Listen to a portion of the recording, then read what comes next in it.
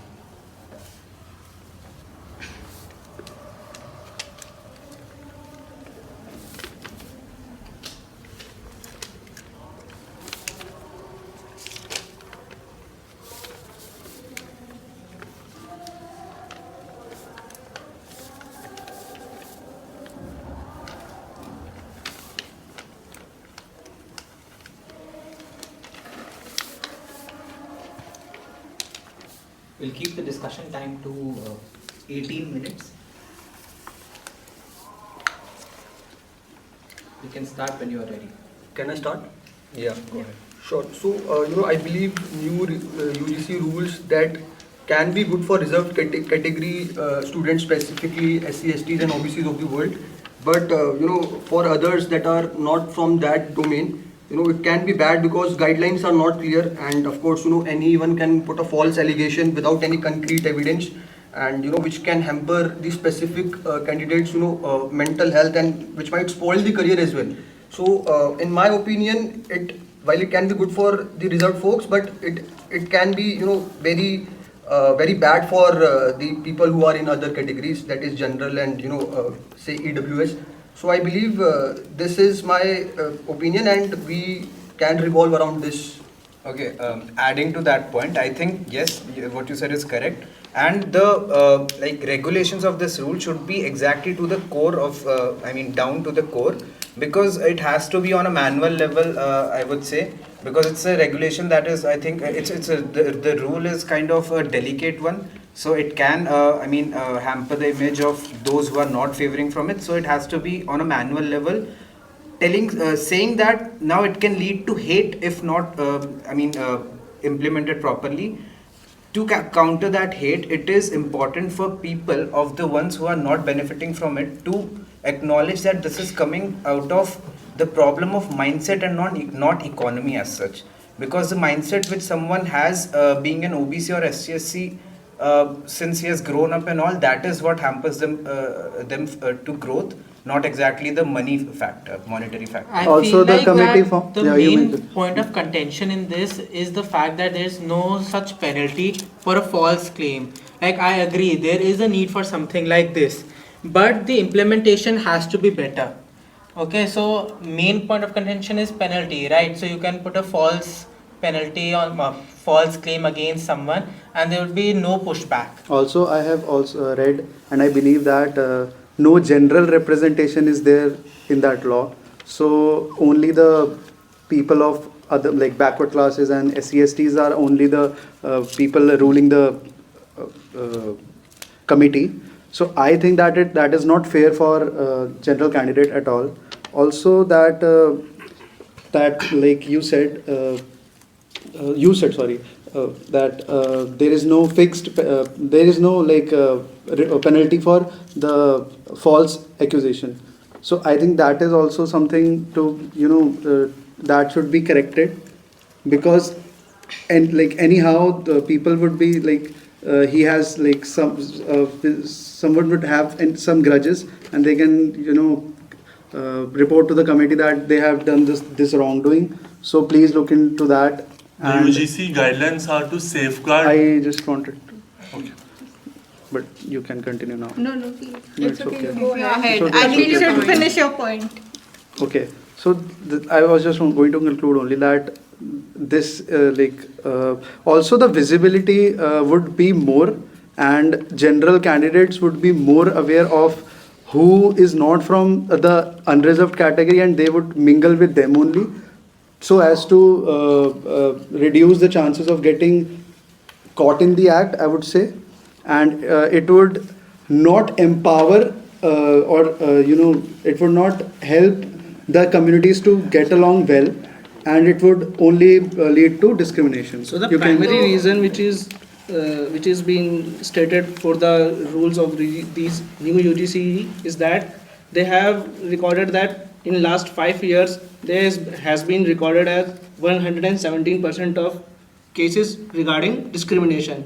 But we have to question like what is the base of these percentage increase. The actual figures are roughly around 170 cases, which are now 350 plus. So keeping in mind such a small number to make these kind of rules, I think we should have taken some more time and evaluated other reasons for these kind of rigid rules, because these rules kind of like centralizing the power to some number of hands, and there are negative consequences related to this, because there are no guidelines mentioned that what if the case has been found like false allegation after years of courtrooms.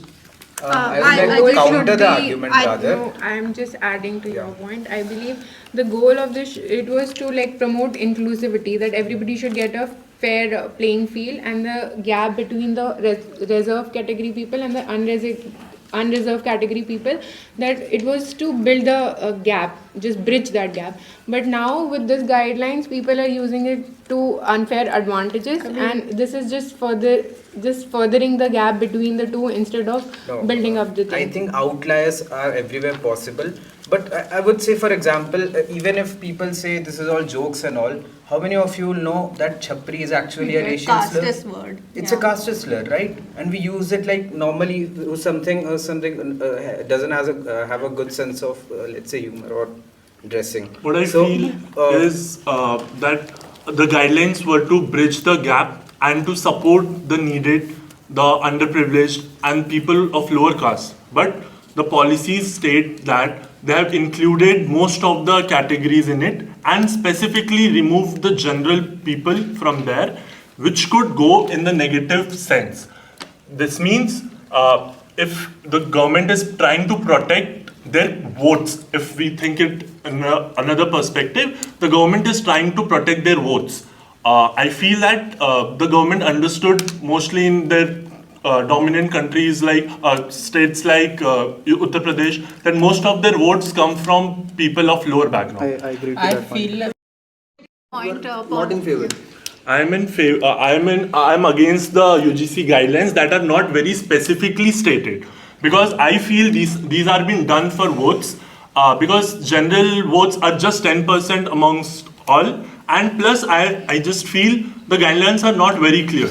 How do we check upon what cases are real, what cases are not? And if we go in depth and check that which cases are real or not, still there is a gap that if you found guilty of not of false accusation, there is no penalty upon you, and this makes general people vulnerable to false cases, and this will create a divide much further than bridging the gap. I think But more than 70% of the people belong to backward classes, and we still need something like this to uplift them. There is an underlying problem, and something like this will only put a bandage on that underlying problem instead of solving it.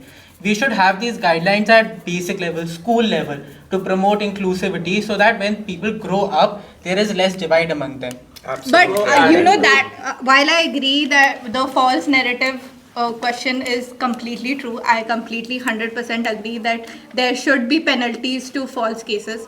However, I do believe that I don't think this will in any way cause more casteism or create more tribalism, because at the end of the day, when a SC person or any backward person goes to court, either the case is completely ignored. Our judicial system is completely overburdened. It has no time. It does not have time to deal with rape cases. When will it get time to deal with college campus cases like this? I would like to add to that point. Like, she's correct, right? Our courts are already filled up, and we have a lot of cases pending.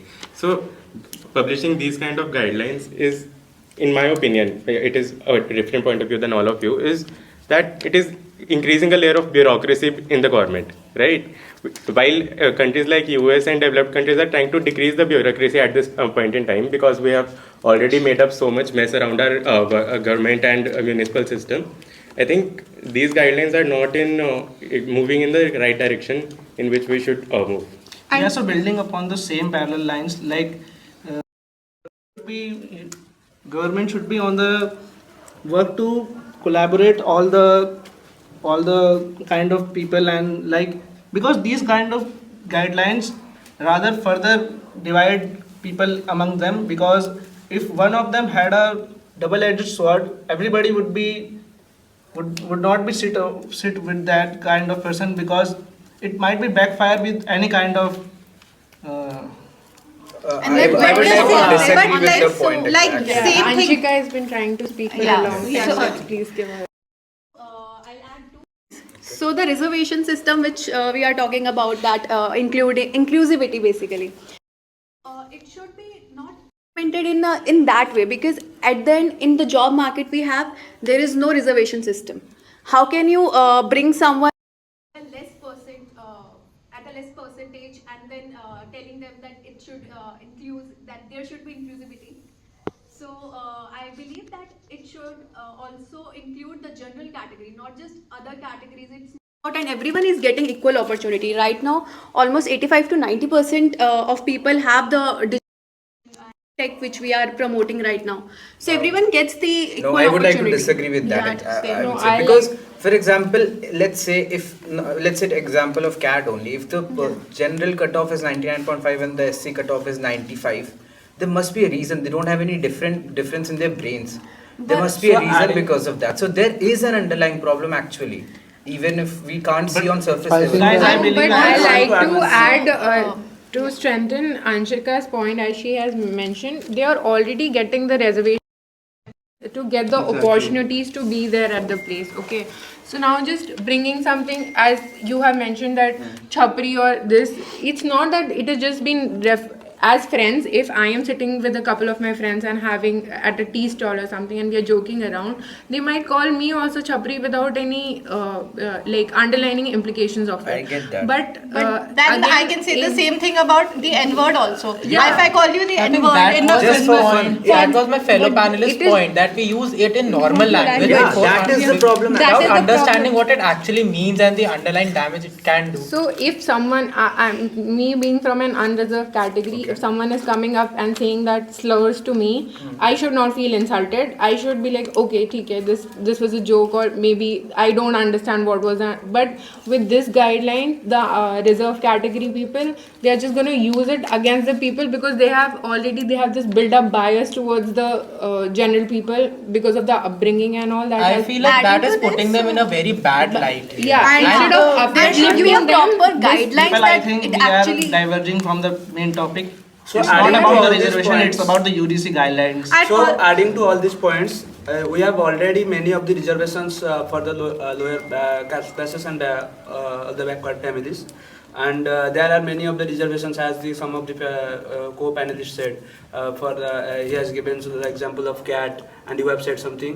So talking about this new UGC rules, it further diminishes the general category, as like there are many families, there are many prominent families which who belongs to this lower caste, like the cases of Tina Davi, who is a prominent IAS officer, but he gets advantages due to this lower classes and due to his tribes.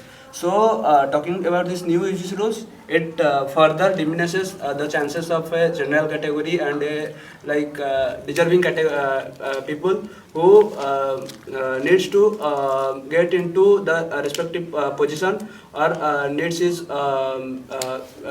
needs to live in a society which was being dominated by this lower classes due to implementation of this new UGC. And I it's feel not like about it's the not about. reservation. I feel this. It is not about reservation in UGC. It is about the discrimination part.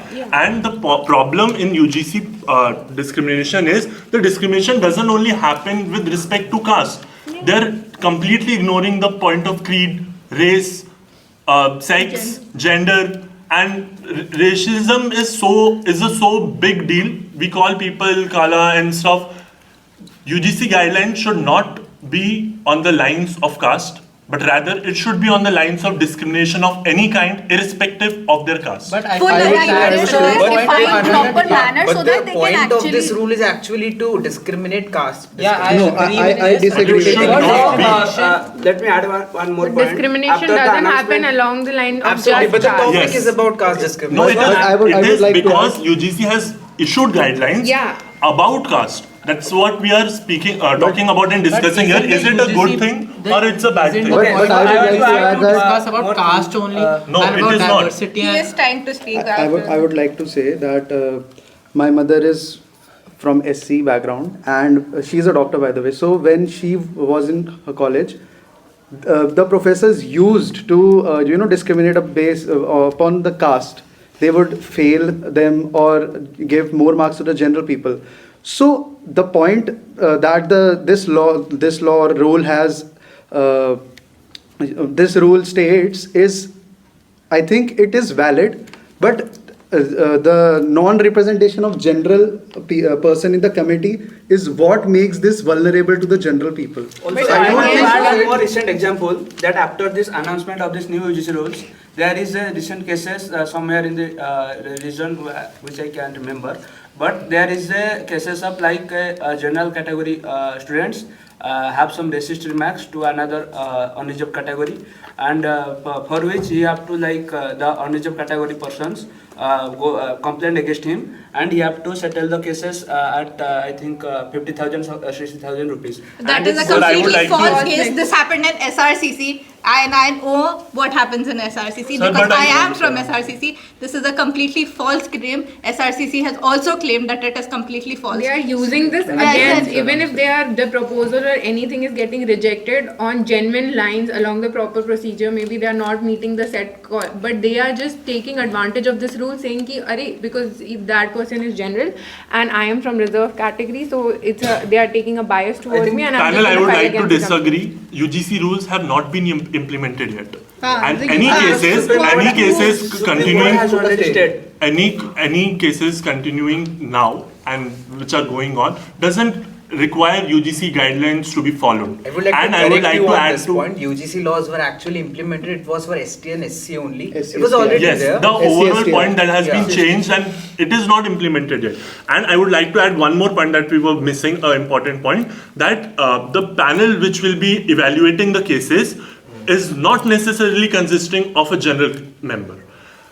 there should be a member of SC, there should be a member of ST, there would be a member of OBC, but it says that there is no need of a member to be a general panel member to evaluate such cases, which is also unfair, I guess. So the Supreme Court has That's already true. put a stay on this decision and has already instructed the government to have a clear rules and regulations on this proper guidelines and to equally consider all the castes, all the religions, and so I think the government has to do some reform and have to make some clear guidelines on these UGC rules before any. I just have to make I think it's time and we should conclude the discussion. Just I just one want last to add Before one small concluding, I point. just want to add a point. Now that we have talked a lot about the negative points, I think there is a positive point as well. As you rightly mentioned, your mom, she faced that discrimination. Please conclude. If you allow me, I conclude. I just wanted to add one point. Just you add your point and conclude. Okay, no, conclude. Conclude. So no, the discussion started with the inclusion of, the what is going to happen with the UGC rule. Now, the problem here is the false penalties. UGC rule, although it's a great rule, but underlying problems have to be solved. For example, false penalties. So it has to be evaluated on a core level. Along with that, we have also seen that it is important because, as Akhtar said, 100% of the cases have doubled since 2019. So it makes it important. Another problem is the inclusion of general members in the board committee. So this is very important also because that is what the main point of inclusion is. And so to conclude it all, I think the rules should be implemented, but with solving the challenges of inclusion of general members in the board and false penalties. Yeah. Thank you so much, everybody. That's time up for all of you. All right, good. I think we'll start by appreciating your efforts. You've all done well. I think clap for yourself. Yay! Good job. Good work, everybody. I think great work. I think some good points were added. Good part, everybody participated. I think that's more important. Let me quickly talk about some pointers from the general overall discussion. One important element is you do not sit with one hand in your pocket. Okay, that was pointed out in the last GD also. Pointed out again. Okay, so there is sometimes we are casual, and there is one thing, we are casual by personality. Okay. So do not do that. You give that impression, looks very bad. I could have actually taken you out during the discussion itself, but I did not. Okay, do not repeat that. Okay, so that is that. Dressing is one thing. Being casual is a very different thing. Okay, so do not repeat that. Okay, that's like do not insult Albus Dumbledore in front of you.